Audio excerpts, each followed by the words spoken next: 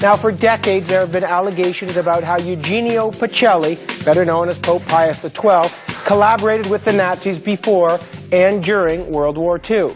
Of course, the Vatican has always denied these charges, but they've kept their records locked up. They haven't allowed scholars to truly investigate the relationship between Pope Pius XII and Adolf Hitler. Well, all that changed 7 years ago when Cambridge University historian John Cornwell was given access to the secret Vatican archives.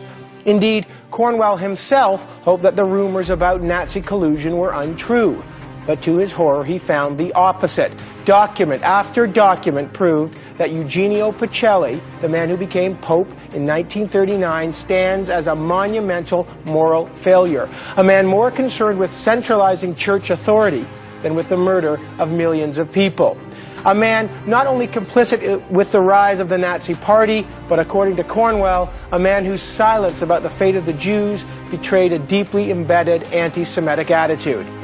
Now, Cornwell put all this in his controversial new book, Hitler's Pope, The Secret History of Pius XII.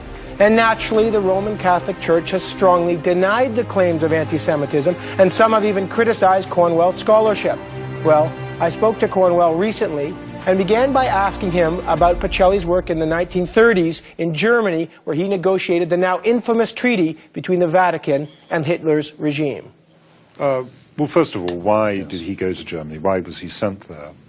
And the reason is the instrument, the effective instrument of creating an ideology out of the whole idea of papal primacy was this new drafting of a code of canon law. For the first time in the Church's history, we had a code of canon law. But they had a problem, and that problem was Germany, because Germany had one of the largest Catholic populations in the world, 23 million. It was wealthy, complex, highly sophisticated, many Catholic universities, publishing houses, 400 Catholic newspapers, and a really effective democratic political party called the Centre Party. So his purpose in Germany was to renegotiate all these old treaties and bring them in line with the new code, which effectively would submit the German Catholic population to a new allegiance to the Holy See. Year after year, he attempted to pursue this concordat, the Reich Concordat, and he was turned down by successive chancellors. It wasn't until Hitler emerged in power in January of 1933 that the chance for these two supreme authoritarians to come together and to do a deal came about.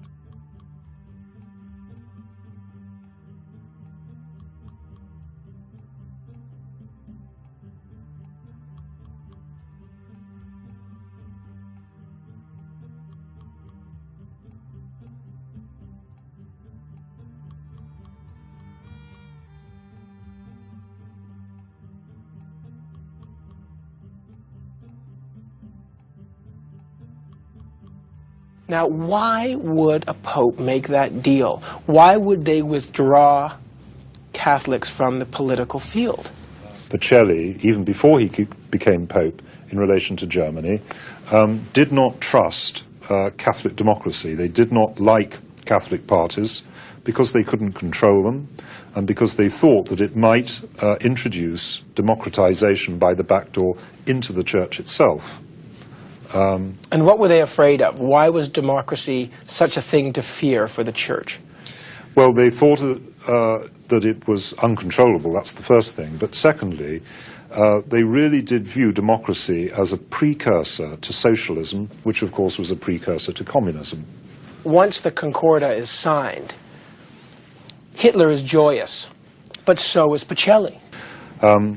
Hitler, in his very first public statement after the Concordat, said that this shows that the Vatican believes that it can live comfortably with fascism.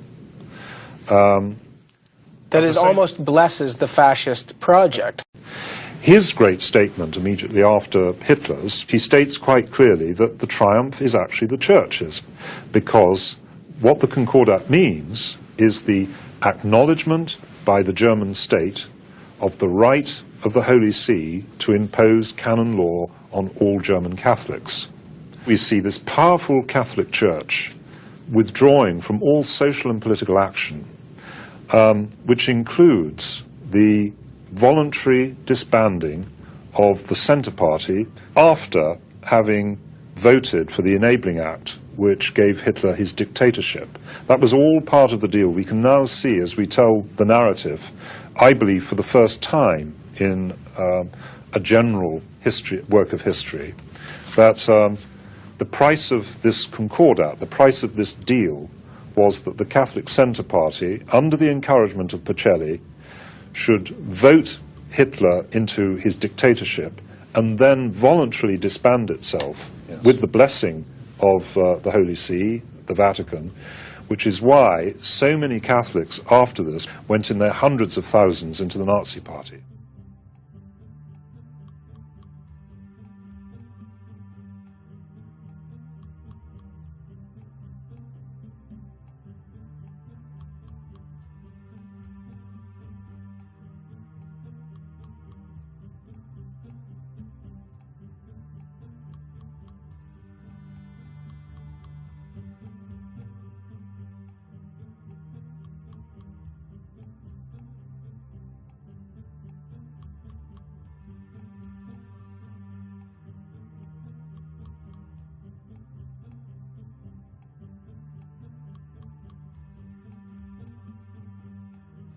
Now, one of the claims in this book is that he's actively anti-Jewish or anti-Semitic.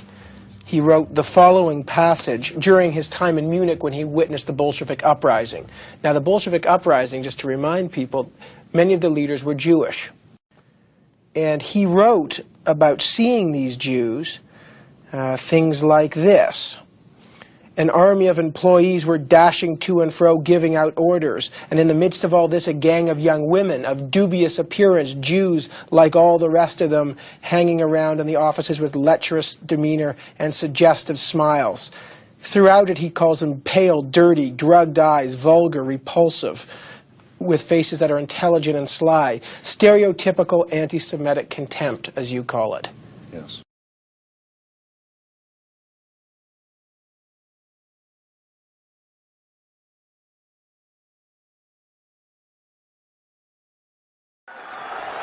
The story which most shockingly reveals the Church's involvement took place right here in the Rhineland.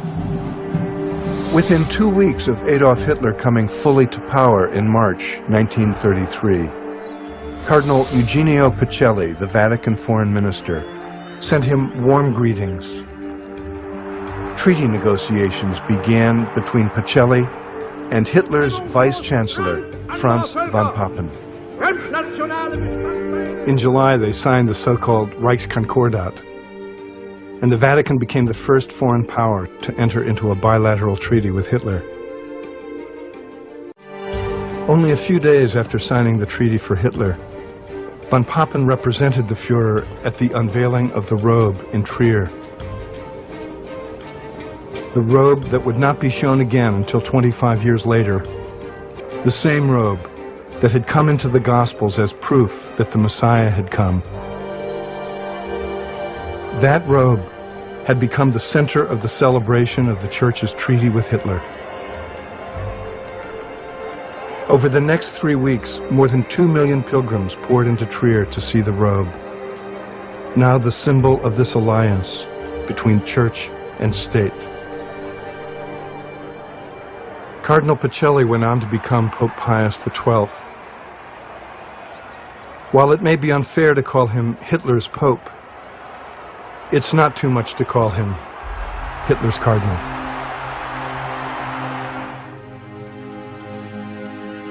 Wir sollen heute nicht reden plötzlich des roten Christentums. Das werden wir in Schutz nehmen und nicht nur in der Theorie, nein, ausbrennen wollen wir die feindliche Erscheinungen unserer Kultur, unseres Theaters, unserer Literatur, ausbrennen dieses ganze Gift, das in diese 14 Jahre in unser Leben hineingeflossen ist.